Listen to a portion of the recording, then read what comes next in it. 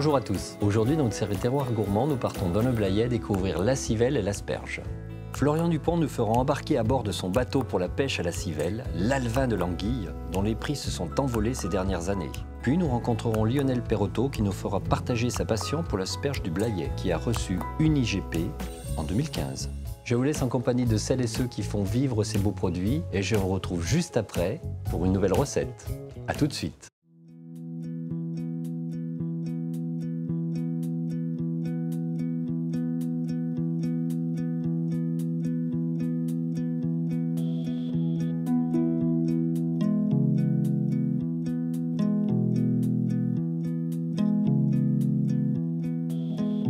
Le Blayais est célèbre dans le monde entier pour son vignoble, mais regorge aussi de richesses insoupçonnées qui se cachent dans ses paysages estuariens de terre basse et de marais.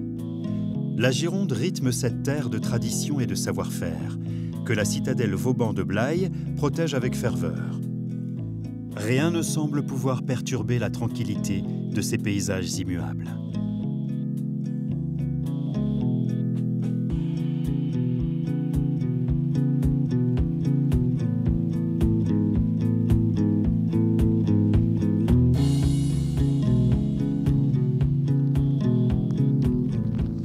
Bien à l'abri sous ses buttes de sable noir, l'asperge du Blayais fait la fierté de Lionel, qui voit, malgré la pluie, les légumes printaniers pointer le bout de leur nez.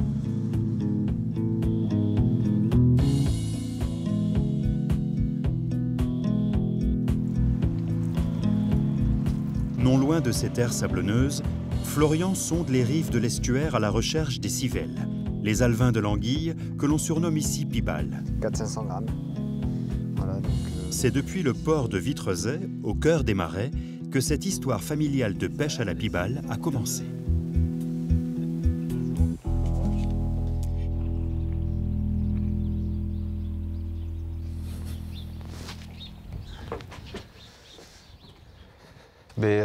mon père était pêcheur, voilà, donc c'est venu un peu naturellement, quoi. Je veux dire, on allait à la pêche quand on était petit, avec mon frère. J'avais ça un peu, je sais pas, dans la peau, voilà. Mais on pêche avec des pibalours, donc une installation qu'on a sur les bateaux, voilà, une installation qu'on déplie et que l'on plonge dans l'eau.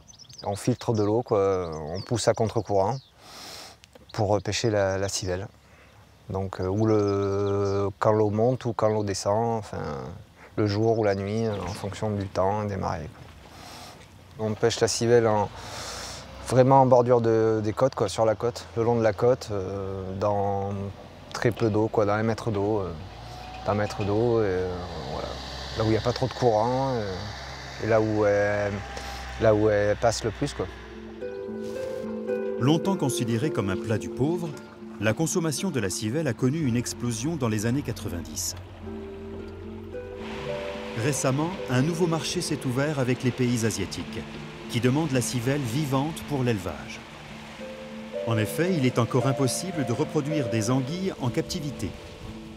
Aujourd'hui, c'est une pêche très réglementée, et les civelles sont aussi pêchées pour le repeuplement.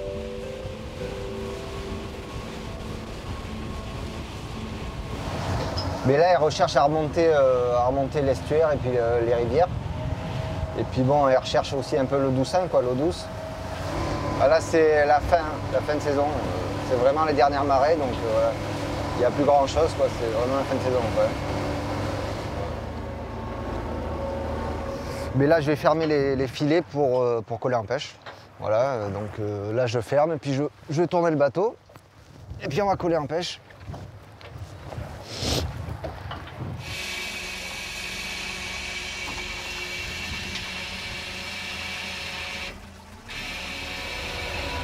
Donc là, c'est parti pour une demi-heure, quoi. Pour 30 minutes.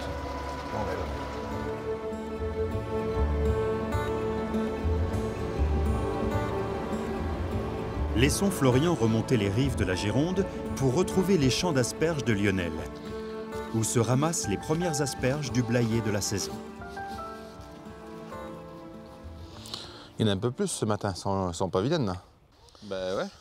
Bon, alors là, on arrive sur les sillons qui ont été débâchés donc, pour la récolte. Donc voilà, on voit un peu la technique du ramassage. Donc ça, c'est l'outil avec lequel on ramasse les asperges. Donc nous, on appelle ça une cuillère ou une gouge. On le prend par le manche, on enfonce le long de l'asperge jusqu'au fond. Et en faisant un mouvement vers l'arrière, on décolle l'asperge. Donc je vais vous montrer. Donc là, on a une asperge, on gratte un peu, on met la cuillère, la gouge le long, on enfonce, on va au fond, on tire, on décolle et on a l'asperge.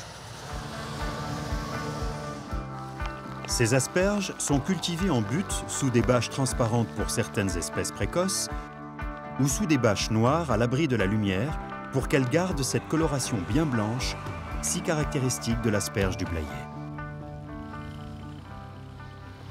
Alors voilà, l'asperge, là, elle pointe juste le bout de son nez.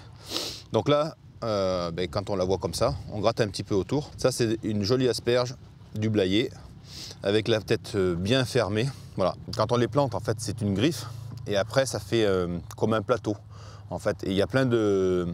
Sur cette plante, en fait, il y a plein d'yeux. Et c'est cette pousse, en fait, qui fait que ça donne une asperge comme ça. Donc là, en fait, celle-ci, il dépasse. Mais à côté, si on gratte, il y en a qui vont faire 10 cm, 15 cm.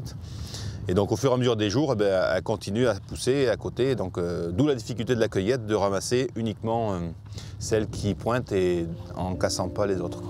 Si on gratte, voilà. Là, on voit que c'est vraiment...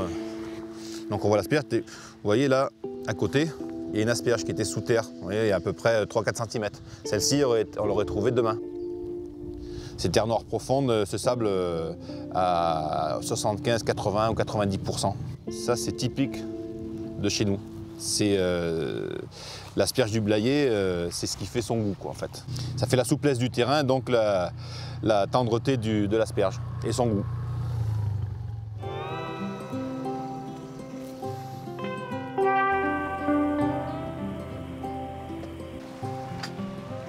La pêche en bateau utilise un procédé appelé le drossage. Il s'agit de déployer 2 grands filets à contre-courant pour filtrer l'eau et récupérer les civelles parmi les crevettes et les juvéniles de poissons qui seront ensuite relâchés.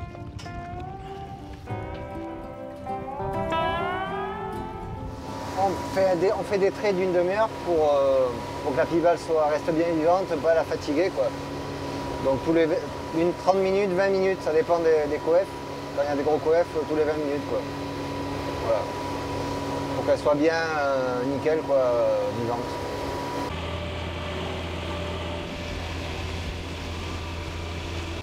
Bon, mais c'est pas terrible. C'est pas trop terrible. Un peu de crevettes, pas beaucoup de pibales. Voilà une. Voilà.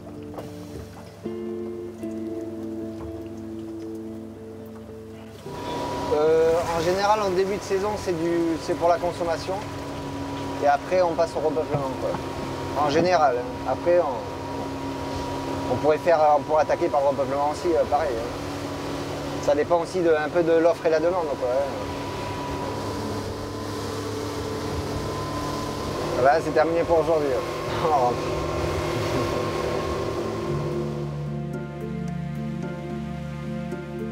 La pêche intensive de la civelle a bien failli faire disparaître l'espèce. Aujourd'hui, pour préserver la ressource, des quotas et une réglementation très stricte ont été mis en place, notamment afin de lutter contre le braconnage qui s'est développé à grande échelle suite à la flambée des prix de la civelle. Donc voilà, la pêche d'aujourd'hui, ouais. Pas une grosse pêche, voilà, dans les 400-500 grammes. Voilà, donc la civelle, la petite anguille, voilà, qui arrive sur nos côtes pour grandir en rivière.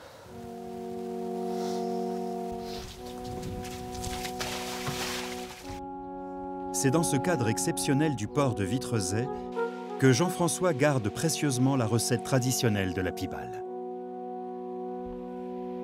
Là, elles sont très bien, elles sont encore vivantes, donc ça va être plus facile à travailler. On va mettre une petite goutte de vinaigre, hein.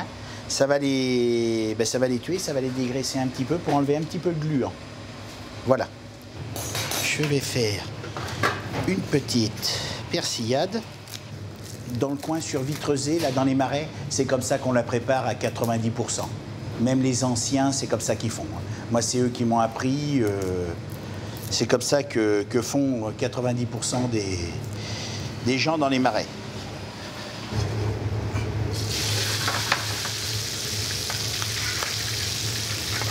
D'abord sur les bordures, donc on mélange bien. Saisis, là, vous voyez, là, sont très bien, là. Je vais mettre un petit peu la persillade. Léger, voilà. Alors, il y en a qui les consomment comme ça. Moi, je les préfère légèrement déglacés au vin blanc. Après, tout ça dépend des goûts, voilà. Moi, étant jeune, j'en pêchais avec un copain, on en pêchait entre 30 et 35 kilos le vendredi soir, qu'on allait vendre le samedi pour faire la java après. Mais ça valait 3 fois rien. Alors comme ça valait rien, ben il y avait pas assez pour financer, quoi. Maintenant, de toute façon, il n'y a plus que des pêcheurs professionnels. Il n'y a plus que des pêcheurs. Le privé ne peut plus y avoir droit. Il n'a plus droit de pêcher de pival. Voilà. Les purs et durs du terroir, là, Ouais. tout l'estuaire, on va dire, à remonter là jusqu'à Saint-Sorlin, là, tout ça à remonter là, et ben c'est vrai qu'eux ils le prennent plutôt mal, quoi, parce que c'était un produit traditionnel pour eux. Et leur culture, en même temps. Oui, c'était une culture. C'était leur culture de faire les pivals, quoi. Ah oui, si on pouvait en avoir, ne serait-ce que, allez, une fois par mois. Si on pouvait manger une petite ration comme ça, une fois par mois. Tous les mois d'hiver, mais ça serait merveilleux. Jean-François, qu'est-ce que tu en penses? Ah ben moi je veux bien te les préparer. Voilà, la comptine, là. Voilà. Ça c'est vraiment l'ancienne. Ouais, c'est vraiment bon. Je sais pas ce que ça fait aux autres, mais moi, ça me fait beaucoup de bien. C'est toujours avec plaisir que Jean-François fait revivre ses goûts d'autrefois. De retour des champs, Lionel s'occupe immédiatement de ses asperges pour conserver cette fraîcheur inégalée. Ouais, donc ici, c'est la première étape quand on arrive du champ. Donc les asperges, on les met dans la voiture. Arrivant ici, on les redécharge. On fait un pré-trempage en fait et un pré-lavage pour enlever le plus gros de la terre. Pour que après, ce soit plus propre au niveau de la coupe et du lavage final, quoi. Alors voilà, une fois le pré-lavage effectué, donc les caisses sont stockées ici au frais. En attente du lavage et du coupage. Donc là j'ai une personne en fait qui est à la mise en place sur les tapis. Donc ces caisses là en fait sont mises dans le bac en fait où elles sont en suspension dans l'eau pour faciliter en fait le travail et pour pouvoir les attraper plus facilement. Donc là dessous c'est la partie coupe, donc ça on ne peut pas accéder. Donc la partie coupe, ça, avant le lavage en fait ça les coupe. La partie en fait qui est déchée tombe dans ce tapis qui est évacué dans une remorque derrière. Et dans le tunnel en fait on a des jets dessous et dessus qui permettent à l'asperge de sortir propre à l'extérieur. L'asperge est une affaire de famille et la mère de Lionel garde toujours un œil attentif sur l'exploitation qu'elle a bâtie avec son mari. Elle observe d'un regard attendri son fils moderniser la production et mettre son empreinte sur l'exploitation. Par exemple, avec l'arrivée de cette trieuse optique. Ça prend la photo et avec des cotes en fonction de si elle est tordue, droite et la couleur. Et en fonction de cette couleur, en fait, ça détermine à chaque fois où elle sort.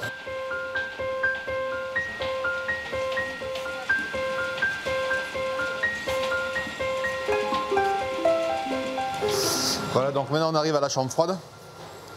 Donc c'est là en fait où dès qu'on les sort de la machine, on les amène ici. Donc là on ouvre, donc il y a de l'humidité, 98%. Donc là il y a un brouillard, donc on n'y voit rien. Je vais attraper 2-3 caisses pour voir un peu comment ça se passe. Et après on referme. Donc voilà 2 exemples d'asperges IGP. Donc ça c'est de la 16-22 blanche qu'on appelle. Ça c'est la catégorie la plus courante de ce qu'on fait, Enfin, c'est ce qu'il y a le plus. Et après, donc ça j'ai sorti la grosse asperge. Donc ça c'est de la 28 et plus. Où là, ça c'est plus destiné, comme je disais tout à l'heure, à la restauration. Voilà. Parallèlement à la production, Lionel aime partager sa passion avec ses clients de passage. Une occasion de faire découvrir ce produit du terroir. On a des asperges de différents calibres. Oui. Voilà, je ne sais pas si vous recherchez plutôt des fines, des grosses. Je peux vous montrer. Oui, je veux bien, s'il vous plaît.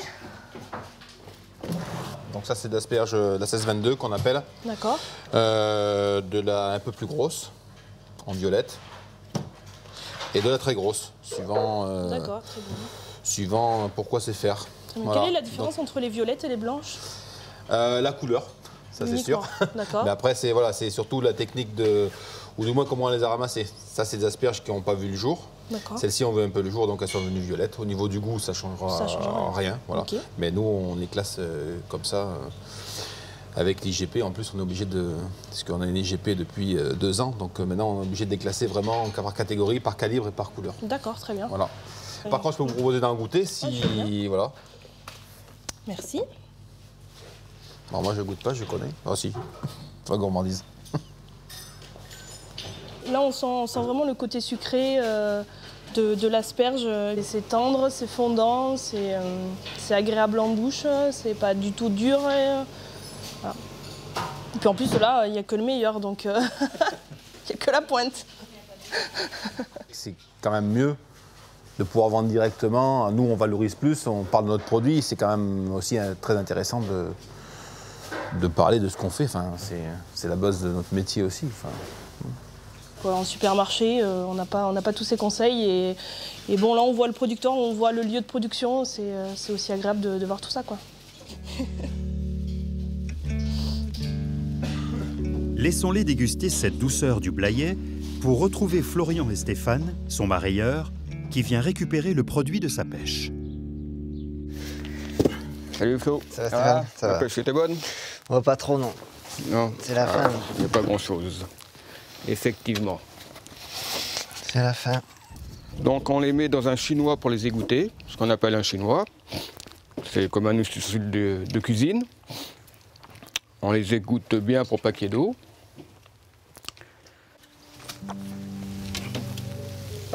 Là, vous voyez ici, ce qu'on trouve maintenant en fin de saison, c'est de la pivale qui est beaucoup plus petite.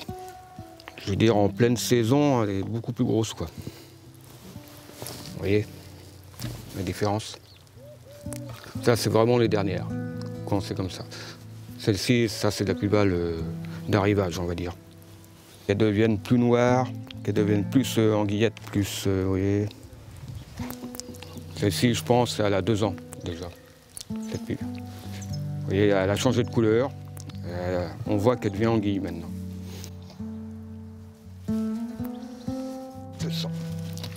Le prix des pivales est assez élevé, effectivement, puisque vu la quantité de civelles, de pivales, que l'on a dans 1 kilo, une fois qu'on les fait grossir, cela représente un très gros volume d'anguilles qui sont vendues même à 30 € le kilo.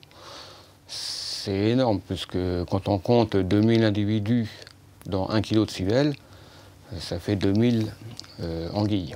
Et 2000 anguilles, et ben, à 500 grammes pièce, ben, vous comptez, c'est énorme, quoi.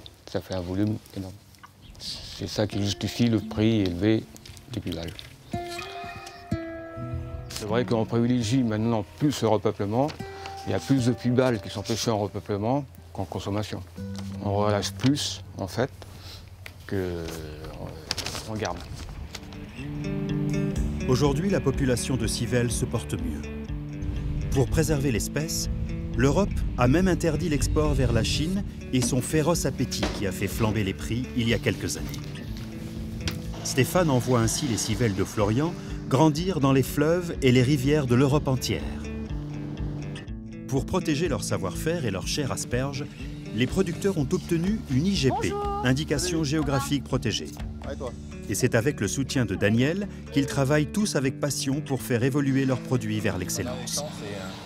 Impraticable, voilà. Donc là, vous passez tous les jours? On passe tous les jours, ouais. On ramasse de 300 kg à peu près par jour. 100 kg hectare, quoi. D'accord. Bon, après, quelque chose près. Oui. Bon. Donc, au niveau voilà. de la qualité, ouais, ça va. C'est joli, elles ouais. sont- Elles ont grossi. Parce que c'est vrai qu'au début, elles étaient assez fines. Plus fines. Enfin, plus fines. Et là, c'est vrai qu'on a quand même la catégorie première. Dans les grosses, on voit que Il y en a davantage, oui. Bon, voilà, l'investissement. On s'est rendu compte que l'on avait un produit d'une qualité exceptionnelle, avec des qualités gustatives, des caractéristiques gustatives vraiment différentes des autres bassins de production d'asperges en France. Notre asperge du Blayais, c'est une asperge qui a quand même une certaine sucrosité et qui est très tendre de la tête au talon. Et ça vient de notre terroir. Donc, quand on se rend compte qu'on a une identité propre, eh bien, on se lance dans une démarche qualité et dans une reconnaissance d'un terroir. Et donc, c'est ce que l'on a fait en voulant accéder au signe de qualité IGP Asperges du Blayais. La 22, 22 et 22... là, c'est 24. Ouais, voilà. Ça, t'as pris ça là, et après, il y a de la grosse là-bas. Et après, voilà. Après, c'est la plus 28. Voilà. La belle asperge IGP. La belle asperge. Ça, c'est superbe. Regarde. Là. La perfection de la pointe. Ouais, voilà, c'est ça. Ah oui, non, mais là, Une pointe bien ça pouvait être tout serrée. comme ça. Là, c'est un... Le produit était déjà très bien, mais c'est le goût de l'excellence. C'est notre slogan, le goût de l'excellence. Donc, on veut tendre vers ça et on fait tous les uns et les autres des investissements pour améliorer la façon dont on travaille, etc., etc. Et donc, vous voyez, on a créé un visuel commun à tous les producteurs. Donc ça, c'est le complexe. Toutes les asperges IGP sont habillées avec cet emballage-là, avec la différence, ce pour les visuel-là. différencier en fait, de la violette et de la blanche, on a deux complexes Deux couleurs différentes. Oui, c'est le même système, mais après, on a vraiment... Le Blayais est bercé d'une douceur qui participe à la renommée de ses exceptionnels produits. Dans ce paysage estuarien, entre le fleuve et la terre ferme, les artisans d'une culture de caractère restent attachés à leur patrimoine.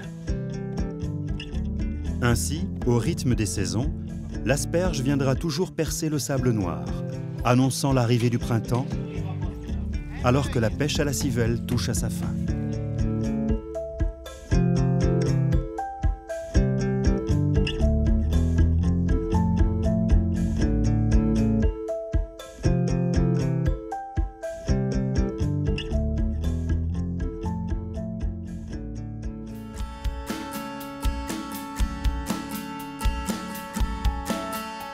Aujourd'hui, je vous propose comme recette des civelles rehaussées à l'estragon, asperges blanches et coulis de mangue. Pour réaliser cette recette pour 4 personnes, il vous faudra 4 g d'estragon, 160 g de civelles, 20 g de beurre, 2 gousses d'ail, sel et poivre, 20 asperges, calibre 16, une mangue, 20 g de vinaigre de cidre, 50 g de fromage blanc, sel, piment d'Espelette. Les civelles peuvent être remplacées par des anguilles ou par les poissons des petites fritures. Pour la garniture, écussonnez les asperges et enlevez les bois. Écussonner signifie ôter les écailles rigides, foncées, des asperges appelées écussons. Taillez les pointes d'asperges à 8 cm et réservez les bas. Cuire les pointes à l'eau salée bouillante pendant 5 minutes.